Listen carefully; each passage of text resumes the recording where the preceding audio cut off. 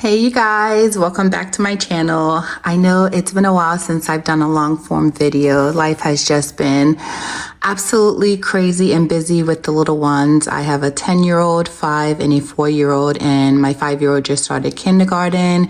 So life is just really busy with school and activities, and so it's just, I don't have a lot of time to film, but I'm gonna try to get better and try to bulk film on the days that I have some free time and they're not around and I'm able to film in a quiet house. Long story short, I am gonna get better at posting more videos.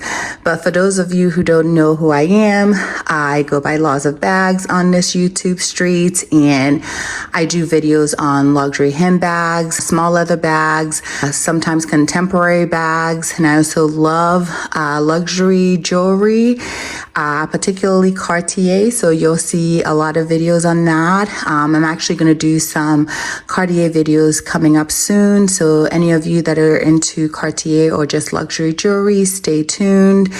But if you like the content of this channel, checking out my other videos, and if you like this video in particular, please definitely give it a like and consider subscribing. And yeah, let's get into this. So I was using this bag recently. My daughters have dance on the weekend. And so from dance, we go to tennis for my son. So I pack a ton of stuff in here on the weekends just because we're constantly running around. And it dawned on me that I've actually owned this bag for 4 years now. I bought it in May of 2020 for my birthday. And so I figured, why not do a 4-year wear and tear review of this item, show you guys how it's worn, and share with you guys some updated pricing on Goyard. As you all, if you're familiar with Goyard, they're very secretive about pricing. So if you go on their website, they have no prices. And so I'll give you guys the update on what this bag currently goes for now on retail.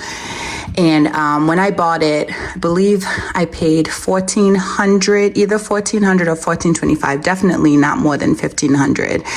And that was back then where if you bought from Goyard and your city that you lived in or the state you lived in did not have Goyard, you didn't pay sales taxes. So I bought this from the Miami office and had it shipped to me. I think I paid maybe $25 for shipping and I paid no taxes on it. So I just paid the retail price. So I'll put the correct price of what I paid for this on the screen once I take a look at my receipt.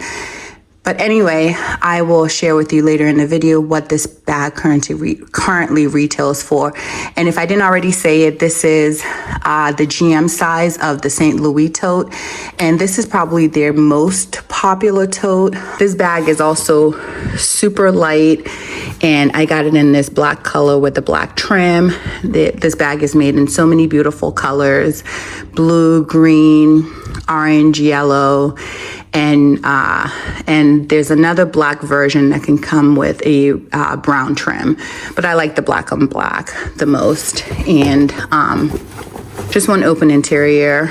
It's a tote, and it comes with this removable pouch that you can store, small leather goods, lipstick, all kinds of goodies in there.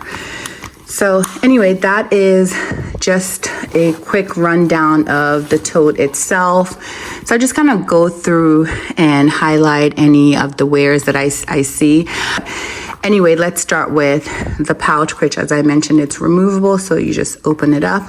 This part does not come off. So it's sewn into the handle here. But this is obviously removable. And this pouch is in pretty good condition. No stains on the inside here. The hardware is still pretty decent. No real hairline scratches, maybe a few, but not much that I can really see. And then on the inside, again, the inside of the pouch is really clean as well. And it has this sort of linen interior here. And here it says Goyard Paris, made in France. And also on the button closure, it says Goyard Paris. So that is the pouch. Like I said, no real actual wear or tears on it. Typically in the videos that I've watched, with the wear on this bag. Most people see a lot of wear on the handles, usually in the corners. So I'll go through the handle here. So there's a little, I think this is like a little stain here. So I don't think that's anything. And then I'll start with the exterior handles here.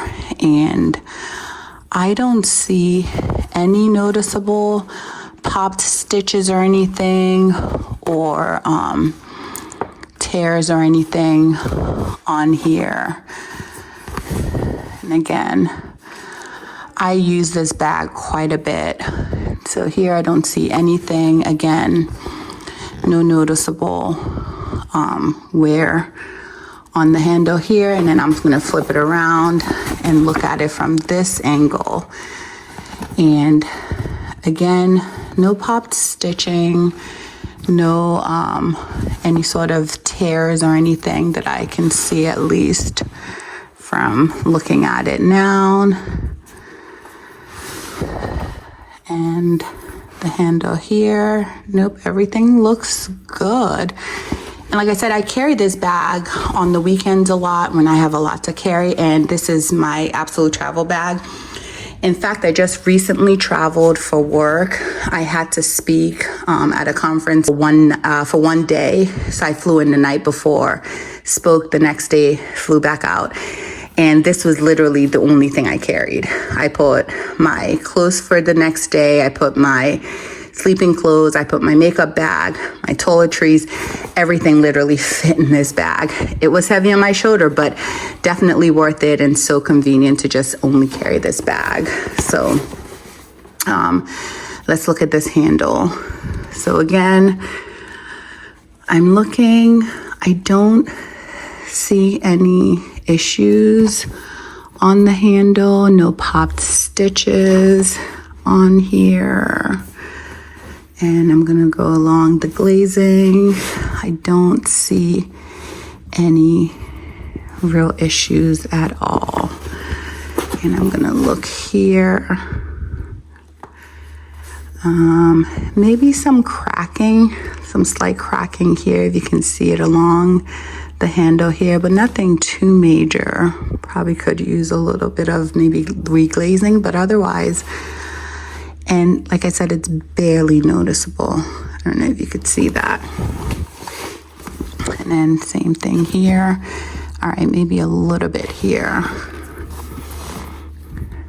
And a little bit on this one as well. Let me look at this handle again just to make sure I didn't miss anything. So yeah, I do see the same sort of cracking along the handles there. So I would say, oh, and there's a little bit of like a slit here. So I probably should have given this one a closer look. And same thing here, just a little bit of cracking along the lines here, but otherwise the stitching looks to be in pretty good condition. And then I'm just gonna go along the glazing all along here. And I don't see any cracking so far. So good. And here, nope, nothing. So that's pretty good, like I said, for a bag that is 4 years old, and I tend to overpack it with a lot of stuff when I carry it to travel. When we went to Europe earlier this year, I also took this as my carry-on, and I had like 3 iPads in there, headphones, wipes, I mean, some pretty heavy things. The only thing I don't carry in here is my laptop. So then let's go to the corners. And so here, I don't see anything at all along the corners here. And nothing here. And if you want to watch my previous videos of what's in my bag that I've filmed in the past, definitely take a look.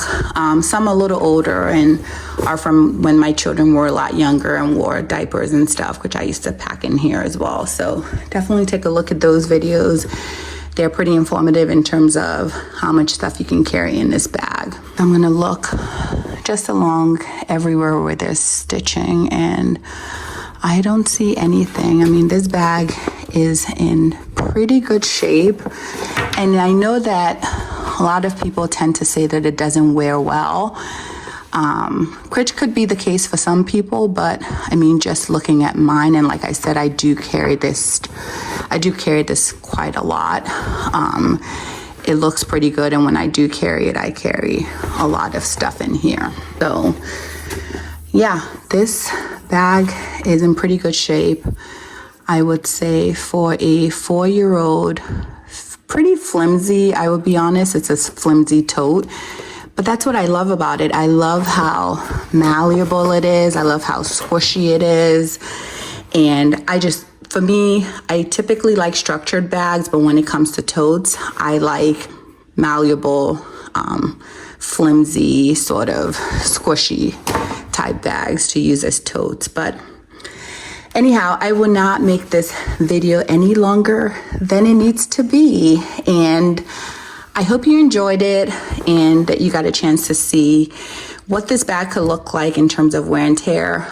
Obviously, I didn't necessarily baby this bag, but I also was not rough with it. So I would say that, in my opinion, it wears well if you treat it well. And even if you do carry a lot of things, I still think it's doing pretty well. If the handle cracks are all I have, considering how heavy this bag can get when I overload it, I will take that. And just quickly, just the inside. I used to use an organizer for it, but I got annoyed with the organizer, honestly, and so I just kind of stopped. But as you'll see, there are some stains in here. There's a stain here. There's a stain here. There could be. And a few little stains. I don't know if they're like lint. Okay, so some of those are lint. And then that one's definitely a stain for sure. But otherwise, considering that, like I said, I carry a bunch of kid stuff in here and I don't use an organizer to kind of keep the interior clean, I think the interior is not in bad shape at all.